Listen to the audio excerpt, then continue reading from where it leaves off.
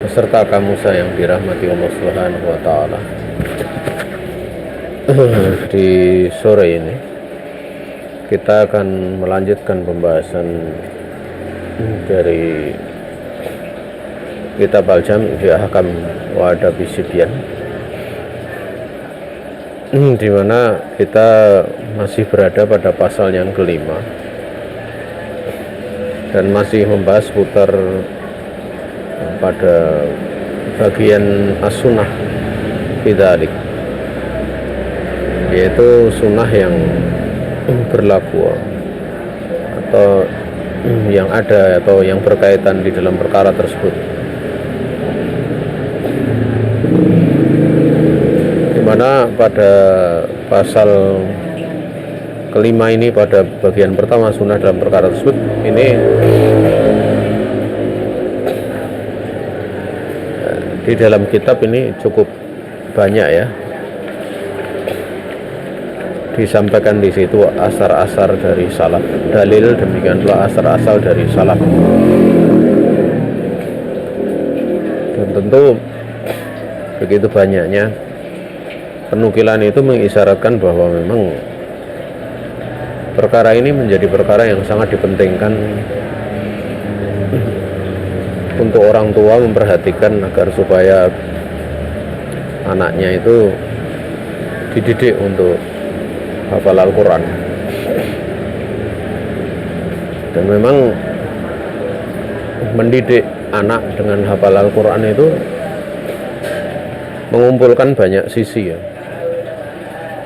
Artinya selain mengumpulkan hafalan sebagai persiapan untuk dia atau sebagai bekal untuk dia mempunyai ilmu kelak di waktu dewasa, karena memang di antara awal seorang belajar itu pertama adalah diam ya. Jadi dia bisa diam, dididik untuk diam. Setelah diam baru dididik untuk mendengarkan.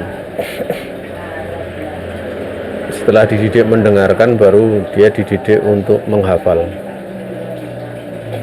Karena anak manakala dia nggak bisa diam, itu nggak mungkin untuk bisa menghafal.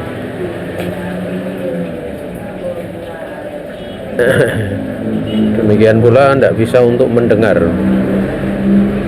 Anak yang dia istilahnya belum bisa diam itu susah untuk diajar.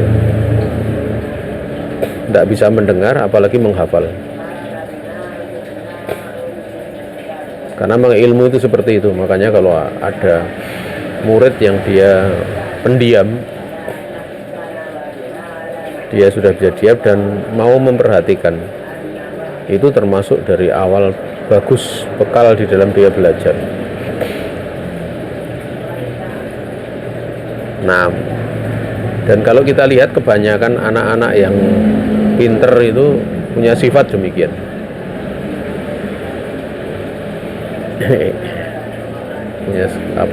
Punya sifat demikian. Dan kepintaran yang seperti itu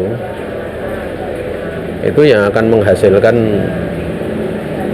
nanti kalau dia berilmu, itu ibarat ilmu padi, makin berilmu makin merunduk. Berbeda kalau anak itu nggak bisa diam, kemudian diajari, mungkin kadang nyentel ya, mungkin aja. Ini ada banyak sisi yang menjadikan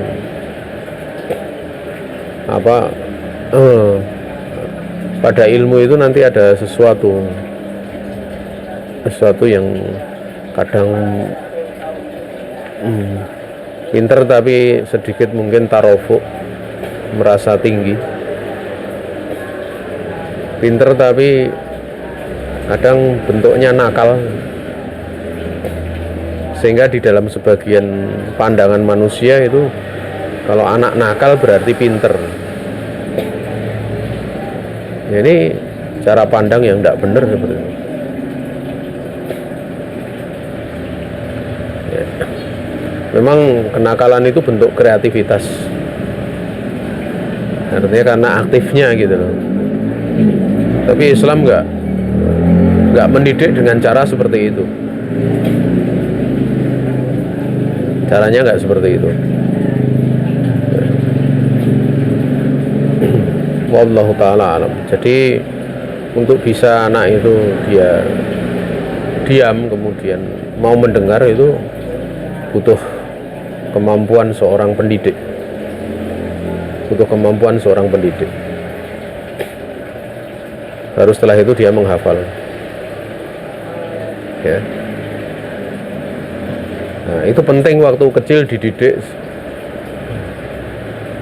Artinya kalau kita lihat ya dia mesti seorang dia punya fokus. Wallahu ta'ala alam. Ya. Karena seperti ini yang dididikkan atau yang berlaku pada Rasulullah SAW juga demikian. Beliau kalau turun ayat ya beliau diam mendengarkan. Bahkan kalau ingin menghafal tidak boleh menggerak-gerakkan lesannya. La tuharik lisanaka litak jalabi. Jangan kamu menggerakkan lesan kamu karena kamu ingin segera cepat hafal. Tapi dengarkan dulu. Apalagi kalau yang didengarkan Al-Quran ya.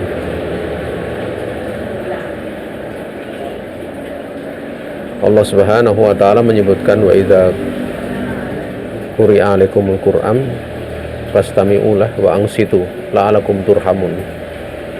Kalau dibacakan kepada kalian itu Al-Quran ya, maka dengarkanlah wa ansitu dan diam, karena mendengarkan tanpa diam itu sesuatu yang mustahil. Itu Allah Ta'ala menjamin dengan la'alakum turhamun, misalnya kalian akan dirahmati. Oleh karena itu kalau ada majelis Al-Quran kemudian diam kemudian mendengarkan, itu saja dapat jaminan dirahmati Allah. Nah, ilmu itu seperti itu ya.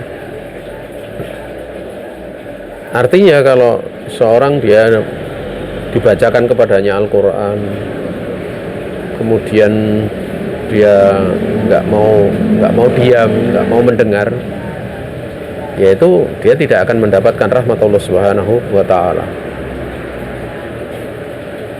Dan ini pula yang berlaku pada ilmu.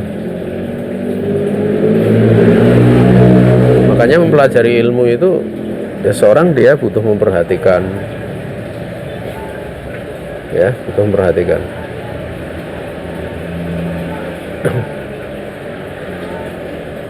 Dan menghafal Al-Quran itu nanti pada saat dia menyetorkan hafalan itu kan biasanya hafalan pada seorang guru. Itu kalau dia belajar terus seperti itu dengan cara menghafal, itu akan membentuk karakter dia berani, punya sajaah, keberanian.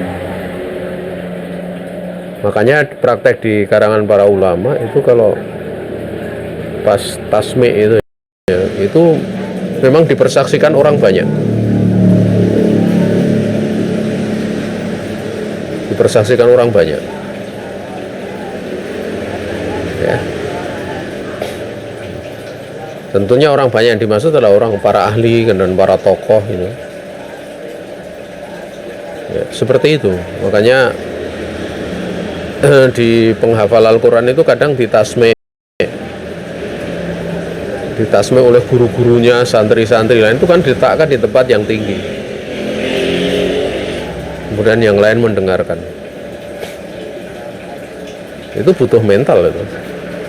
Biasanya orangnya langsung malu, grogi dan yang lain sebagainya ya.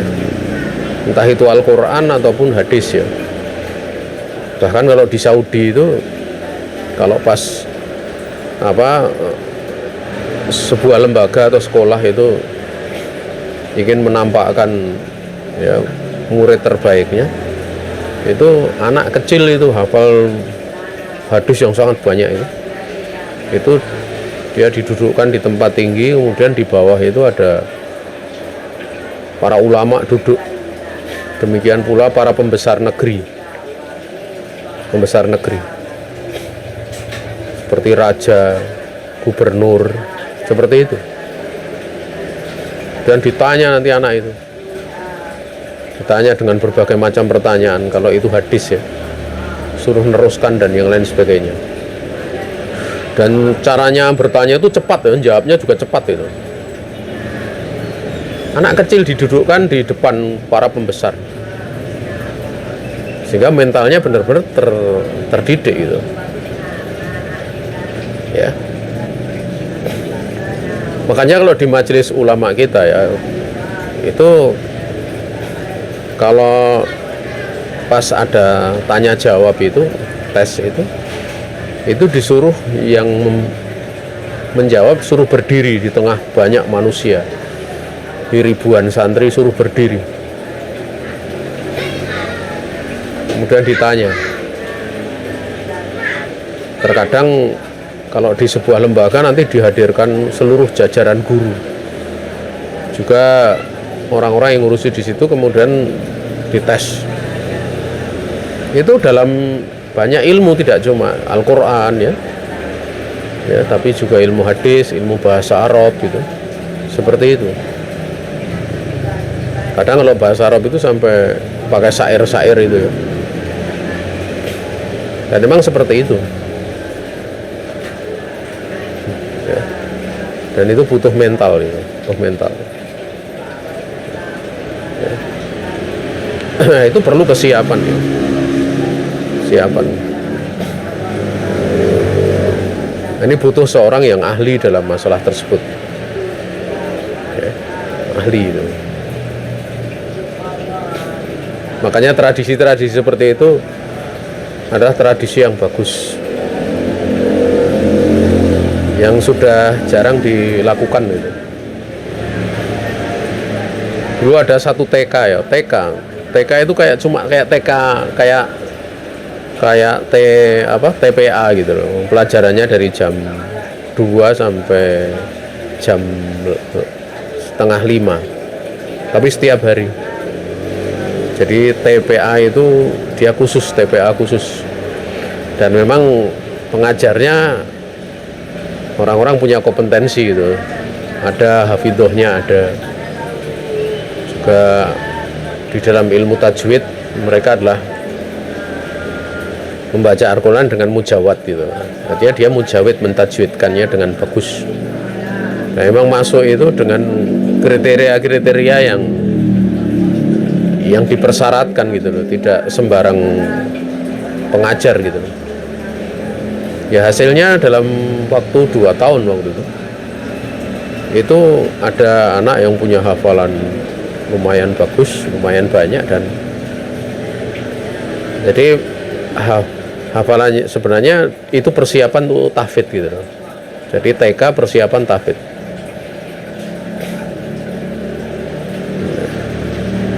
Nah, di situ pada saat ujian itu kan nilainya ada yang sampai hampir 100 yang ngetes, yang hafidhoh itu masih anak umur sekitar 6 tahun, 6-7 tahun.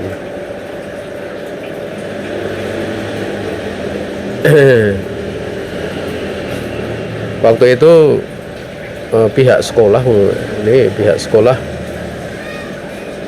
ingin mempersaksikan anak kecil ini yang bagus ini dengan mengundang tokoh-tokoh besar. Jadi acara itu ada di hotel waktu itu. Diundang profesor, ahli bacaan Al-Quran. Pokoknya tokoh-tokoh kelasnya ya, tokoh nasional. Untuk ditambahkan ini hasil dari didikannya. Tapi waktu itu orang tuanya tidak memperbolehkan untuk istilahnya dipersaksikan karena ada suatu udzur gitu, Akhirnya pihak dari lembaga meminta untuk direkam bacaan Qur'annya. Kemudian bacaan Al-Quran itu waktu itu masih pakai kaset ya. Ya, Saya masih pakai kaset sekitar tahun 99 atau 98, masih pakai kaset gitu. Nah, kaset ini diputar ya di hadapan para ahli, ya orang-orang yang memang bertawasuk dalam Al-Quran. Dengan umur masih segitu, bacaannya seperti ini gitu.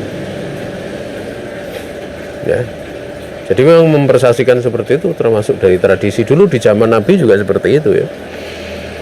Pada waktu Nabiullah Muhammad SAW datang ke Madinah, maka ada para orang tua, para sahabat yang dewasa itu menghadap Nabi, kemudian ingin mempersaksikan bacaan Al-Quran dari Zaid bin Sabit. Nabi di situ sebagai seorang rasul, sebagai seorang pembesar, sebagai seorang tokoh, sebagai ulama, sebagai seorang pemimpin. Maka waktu itu tatkala Nabiullah Muhammad SAW mendengar bacaan Zaid bin Sabit itu, beliau takjub ini. Melihat bacaannya itu langsung Nabi SAW meminta untuk Zaid bin Sabit yang masih kecil itu untuk belajar, dikasih ya kayak semacam sekarang ya, dikasih, ditunjuk oleh penguasa, oleh ulama, kayak beasiswa lah, disuruh belajar selama beberapa waktu itu sekitar 2 pekan, dan itu dipersiapkan untuk menjadi sekretaris Nabi. Dari anak hafal beberapa hafal Al-Quran ya, belum 30 juz, karena waktu itu Al-Quran belum turun 30 juz, tapi hafalannya sudah melebihi orang dewasa. Dan ini ada isyarat memang kalau anak itu punya hafalan Al-Quran, itu dia akan punya kemampuan di dalam pelajari ilmu lain. Karena waktu itu Zaid bin Sabit itu belajar bahasa Ibrani dan Syriani, bukan bahasa Arab ya. Anak masih kecil, dan beliau benar-benar menguasai, sehingga menjadi sekretaris Rasulullah SAW dalam keadaan masih kecil. Ya, dalam keadaan masih kecil. Ini menunjukkan bahwa memang mementingkan hafalan Al-Quran di masa kecil itu adalah hal yang dianjurkan itu. Makanya kita dapati dari salaf itu banyak yang sebelum balik mereka hafal Quran, atau setelah balik atau menjelang balik itu hafal Al-Quran. Dan memang menakjubkan nanti begitu dewasa itu, begitu sudah balik itu, Masya Allah ya, cara berpikirnya jadi beda. Cara berpikirnya beda, walaupun tetap mesti diarahkan seorang guru ya. Nah,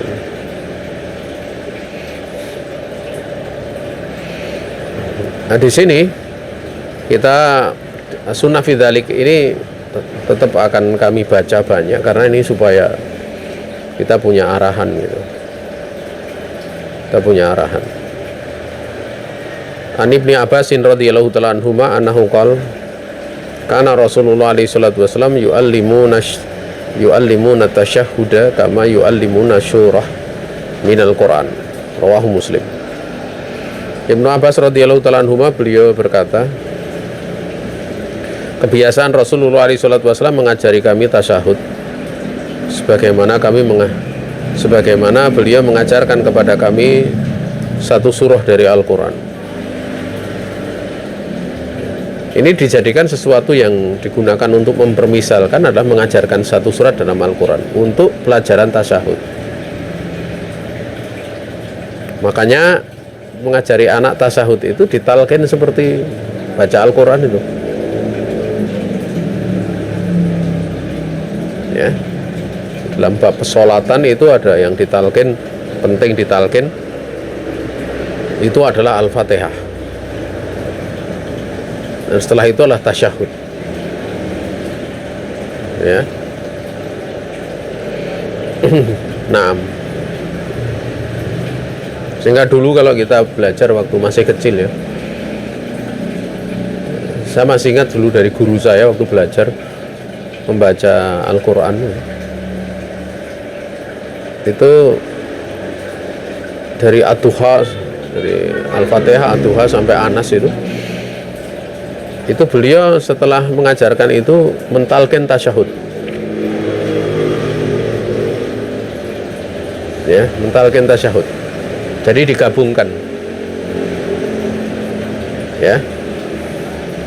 Padahal itu kajiannya bukan kajian pesolatan gitu, bukan bab sholat ya, tapi kajiannya itu memang kajian belajar qiraatul Quran gitu. Tapi dimasukkan di situ. Waktu itu kita nggak tahu dalilnya. Ternyata memang itulah praktek Rasulullah SAW tatkala mengajarkan tasyahud. Mengajarkan tasyahud. Jadi ditalkin.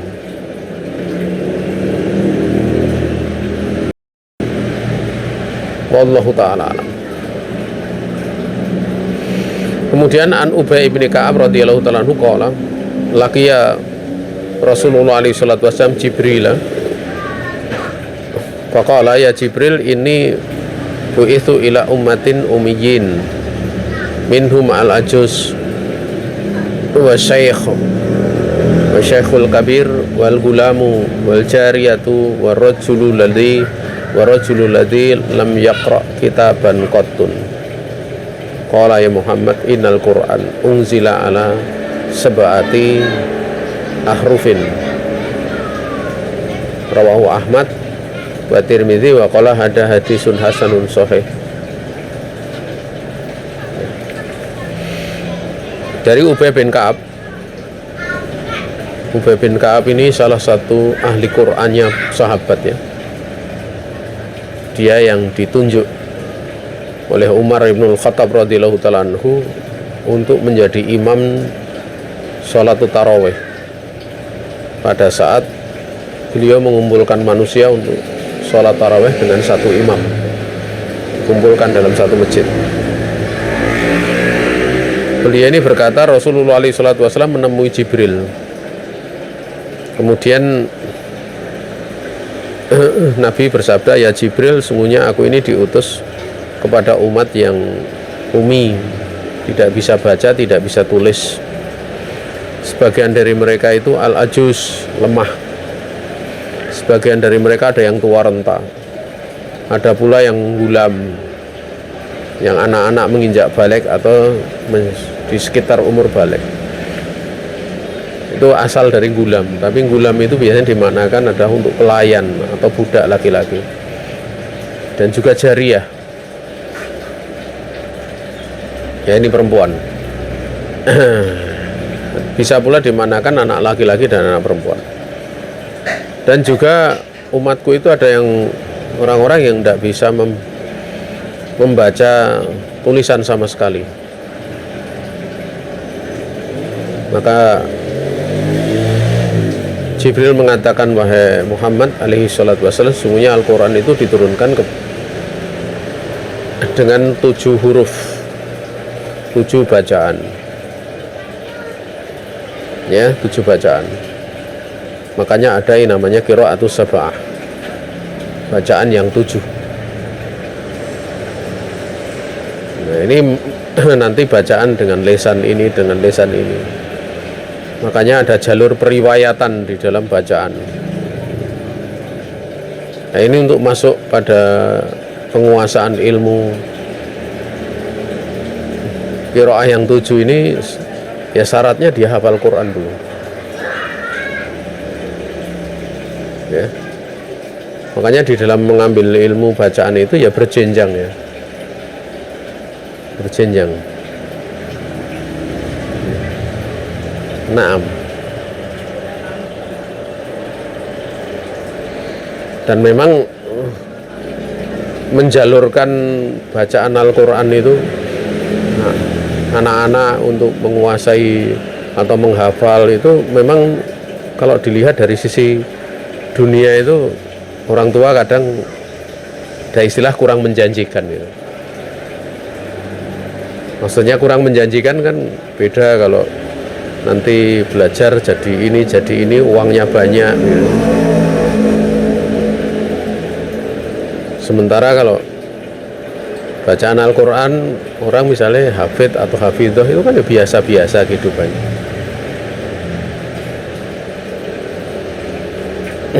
Ya, makanya di sinilah seorang dia mesti paham bahwa dia menghafal Al-Quran itu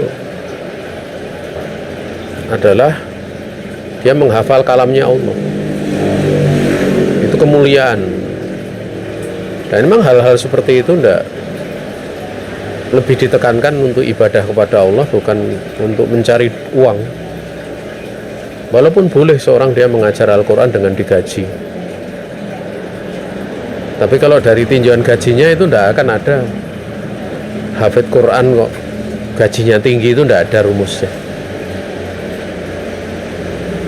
Di sekolah yang saya bimbing saja, jadi yayasan yang itu ndak ada tunjangan guru hafal Quran, itu ndak ada. Dia dapat tunjangan karena dia hafal Quran, itu ndak ada. Itu sekolah Islam ya. Jadi dia hanya ngajar hafalan, ngajar baca Quran, tapi ndak ada di dalam penggajian itu tunjangan karena dia hafal. Ndak ada. Atau belum ada mungkin ya. Tapi kalau tunjangan S1 itu ada gitu. Ini dalam sekolah agama loh. Itu yang menunjukkan bahwa penilaian manusia terhadap penghafal Al-Quran itu masih sangat rendah gitu. Ini sangat rendah. Dan memang di satu sisi juga Allah Subhanahu wa taala mengkaruniakan kepada mereka itu yang tidak dikaruniakan kepada yang lainnya gitu.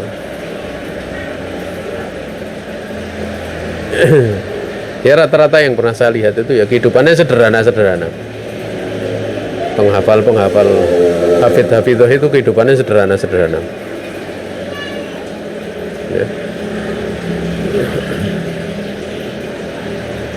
Kadang ke mereka kadang diberi pemberian sekian tuh mereka bisa bersabar.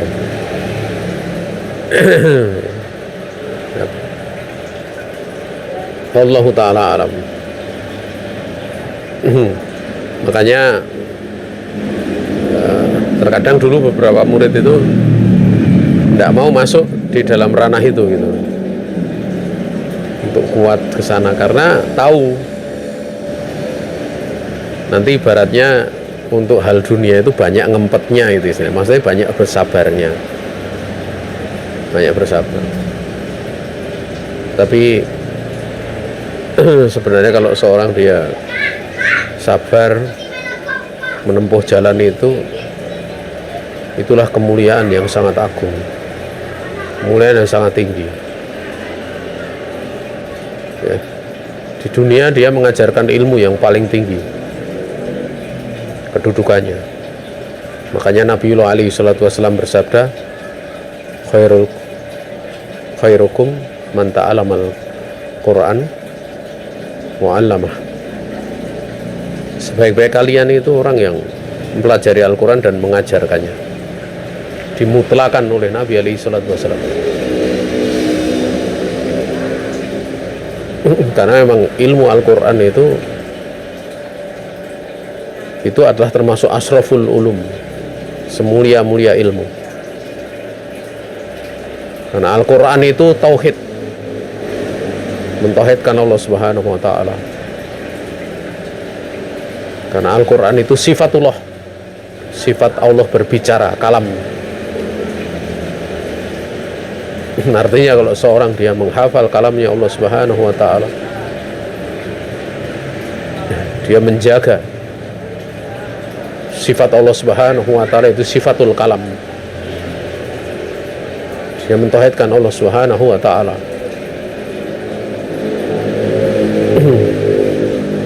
Makanya banyak para ulama mempersyaratkan untuk belajar pada jenjang-jenjang selanjutnya itu dipersyaratkan minimal hafal Quran. Tapi kalau syarat itu dipersyaratkan tempat kita paling yang belajar cuma beberapa gelintir saja. Dahulu pernah di antara guru kami mensyaratkan untuk semua hafal Quran, tapi pada waktu belajar itu ya yang hafal Al-Quran hanya berapa? Enggak, saya 2 atau 3 gitu. Dari santri jumlahnya hampir 30 itu cuma 2 atau 3 ya. Dan memang yang hafal Al-Quran ini juga punya kemampuan beda,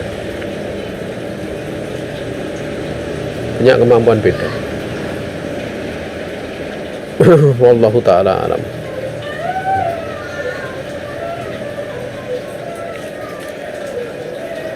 Kemudian wa an Ziyad ibni Labid radhiyallahu ta'ala anhu qala dzakara Nabi alaihi salatu wasallam syai'an faqala dzaka inda awani dhahabil ilmi.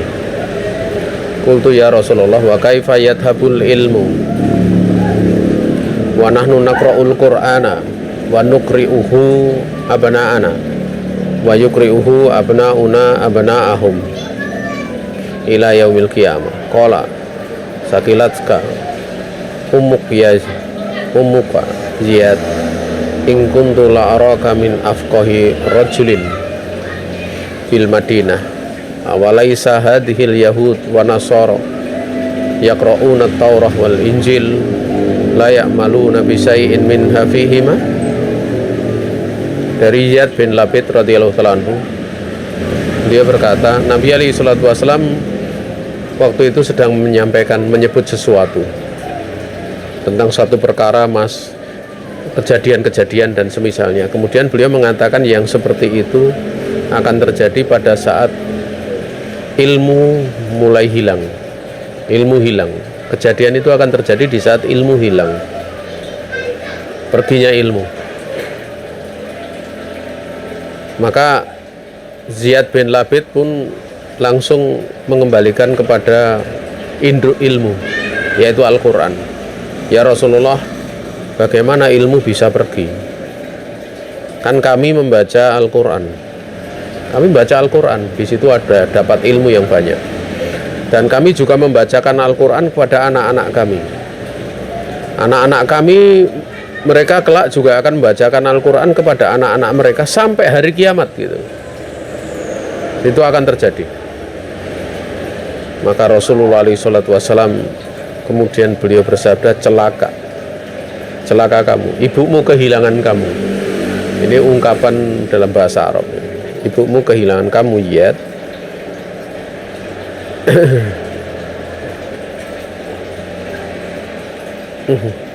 Sungguhnya aku ini benar-benar berpandangan kamu termasuk lelaki yang fakih.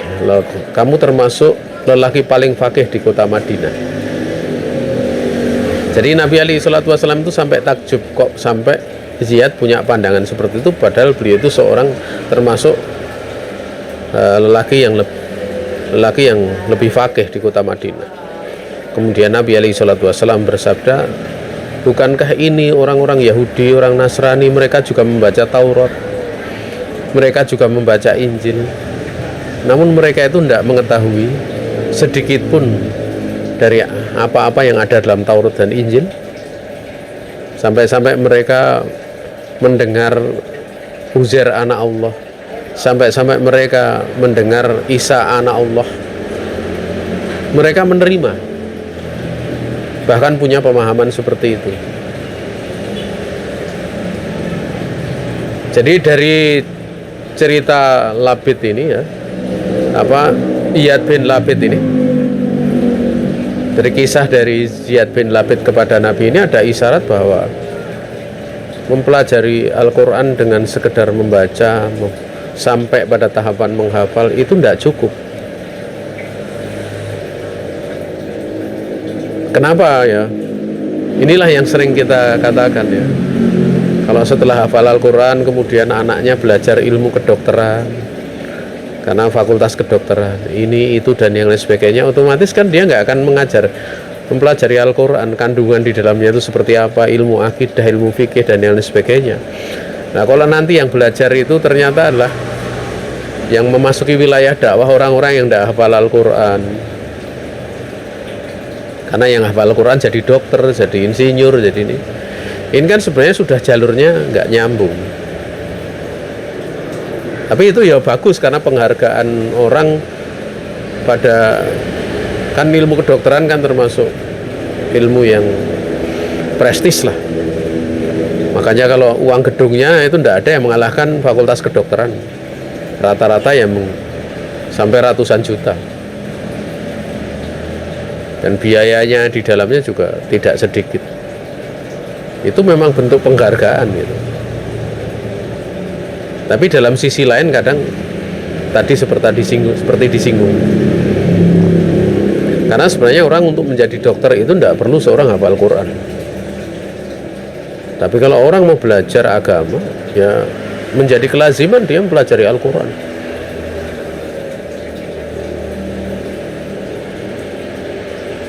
Namun memang pada saat mempelajari agama itu dibutuhkan ketulusan. Ya karena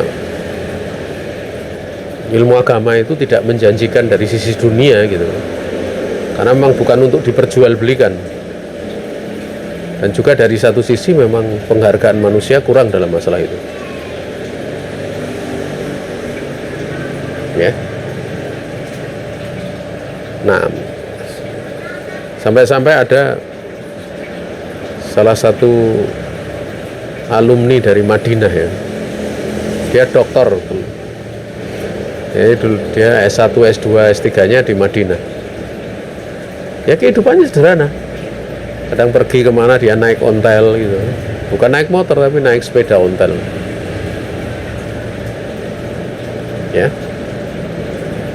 Beda coba kalau misalnya seorang dia tidak ada ceritanya dokter misalnya atau manajer itu sepeda ontel, tidak ada ceritanya. Kadang dia misalnya pakai mobil yang sederhana saja itu dianggap kurang prestis gitu. Sehingga perlu mobil-mobil yang luar biasa gitu. Yang harganya ya mendengar saja kita sudah ngeh gitu loh. Artinya wah itu banyak itu harganya mahal gitu. Ya. Harganya mahal. Wallahu taala alam. Jadi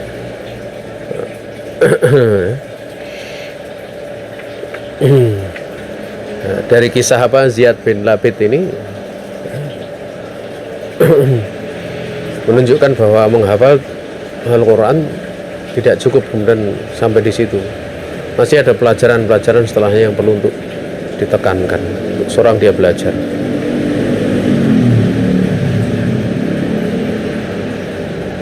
Nah, maka kalau ada di antara kalian yang mungkin saya nggak tahu ya belajar itu lembaga atau apa, cobalah untuk memberikan penghargaan kepada mereka-mereka yang memang ya, karena di masa Umar bin Khattab radhiyallahu ta'ala anhu itu beliau mendata para penghafal Al-Quran dan diberikan pada mereka itu mukafaah sebagai satu bentuk penghargaan. Makanya di antara kalian itu ada yang mau bersedekah, kebanyakan sedekah pada penuntut ilmu. Cobalah cari penuntut ilmu yang khusus seperti itu. Ya. Karena di saat sedekah itu diberikan nanti digunakan untuk dia baca Al-Quran gitu. Aktivitas-aktivitas yang mulia tentu akan mendapatkan pahala. Banyak orang sudah yang ngurusi ke anak yatim itu sudah banyak, ngurusi ini ngurus itu udah ada ranahnya, tapi sangat jarang yang mengurus gitu. Atau mengurus anak yatim janda ini banyak, tapi kadang kita kurang teliti dalam hal yang seperti ini ya, kurang teliti dalam. Wallahu ta'ala alam.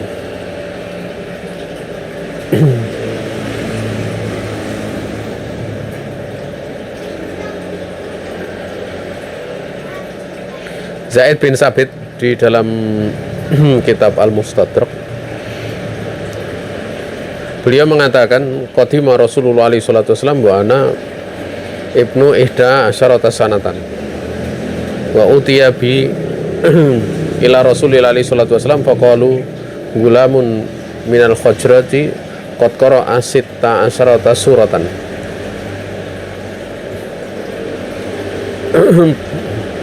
Zaid bin Sabit ini pada waktu masih kecil ya, beliau berkata Rasul alaihi salatu wasallam waktu itu tiba di Madinah. Saya waktu itu masih umurnya 11 tahun. 11 tahun. Dan waktu itu didatangkan diriku di hadapan Rasul alaihi salatu wasallam sambil mereka berkata, ini anak dari Bani Khajrat benar-benar sudah membaca, sudah menghafal 16 surat. 16 surat. Artinya memang di situ sudah sebagian besar Al-Qur'an ayat yang diturunkan atau surat diturunkan, karena itu dia sudah hafal sekian. Ya. Dan beliau itu juga agak seiring dengan turunnya ayat Al-Qur'an juga hafal Al-Qur'an ya, Zaid bin Sabit itu. Makanya beliau ditunjuk menjadi orang yang mengumpulkan mushaf waktu itu. Padahal ada Abdullah bin Mas'ud ya, ada Ibnu Abbas, tapi yang ditunjuk adalah ini oleh Umar ibn al-Khattab radhiyallahu ta'ala anhu. Ini menunjukkan bahwa memang beliau di situ 11 tahun sudah punya hafalan melebihi orang dewasa di masa Nabi. Dan hafalnya sahabat itu jangan dinilai dari sisi banyaknya ya. Mungkin anak-anak sekarang banyak yang hafal lebih dari 16 surat. Banyak itu. Umur 11 tahun hafal mungkin 30 surat kan gitu. Tapi ada beda ya, sahabat itu mereka menghafal dalam keadaan barokahnya wahyu itu nampak, dimana mereka mendengar langsung memahami dan mengamalkan. Kalau saat ini banyak orang hafal banyak tapi nggak ngamalkan. Ini bedanya gitu. Bedanya para sahabat. Sehingga para sahabat itu mereka mempelajari Al-Quran kepada Nabi itu setiap harinya tidak lebih daripada 10 ayat, sampai mereka menghafal, memahami dan mengamalkan, baru kemudian belajar lagi. Kalau kita seperti itu, ngamalkan seperti itu, tidak bakal naik pelajarannya. Sebagaimana ada sebagian teman-teman itu, teman-teman kami di tahun 96 itu atau 95 itu ceritanya belajar tafsir. Dengan belajar tafsir itu 2 pekan kalau sepekan kalau 3 kali atau berapa ya, itu ingin dengan metode sahabat itu. Jadi 10 ayat kemudian difahami, dihafal, difahami, diamalkan. Itu katanya kalau pas ketemu bersama gurunya itu rata-rata belum dong ngamalkan itu, belum mengamalkan. Akhirnya belajarnya tafsir sampai itu terusnya berulang-ulang gitu.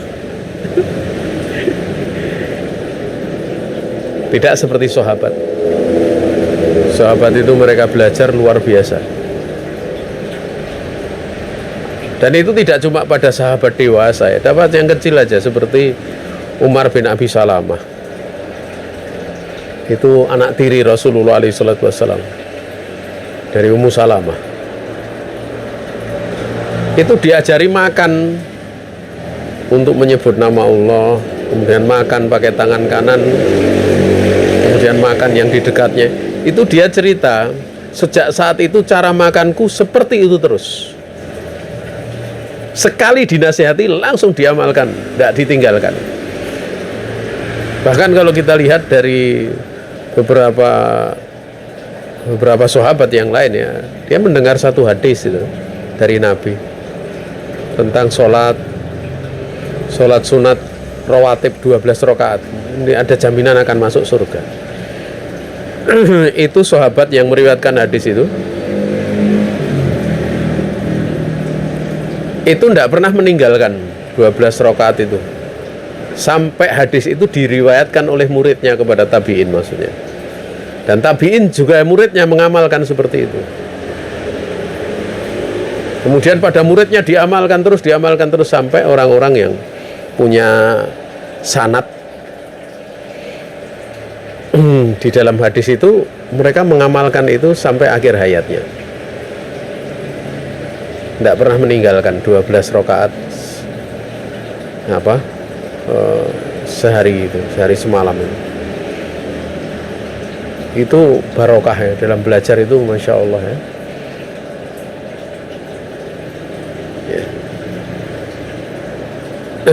Belajar seperti ini yang kadang seorang dia ya memperhatikan ya, perhatikan.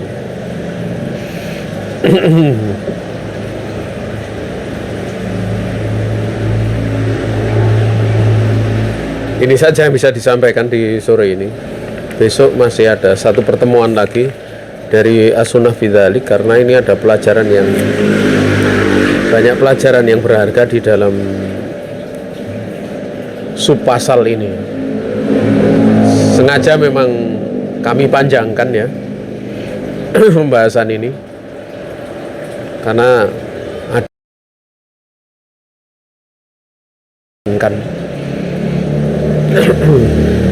di dalam perkara pendidikan anak. Ini saja yang bisa disampaikan. Ada salah datang dari saya dan juga dari syaitan, saya istighfar kepada Allah Ta'ala. Ada benar semata-mata keluasan rahmat Allah Subhanahu wa Ta'ala diberikan kepada kita. Waktu dan tempat kami kembalikan kepada pembawa acara.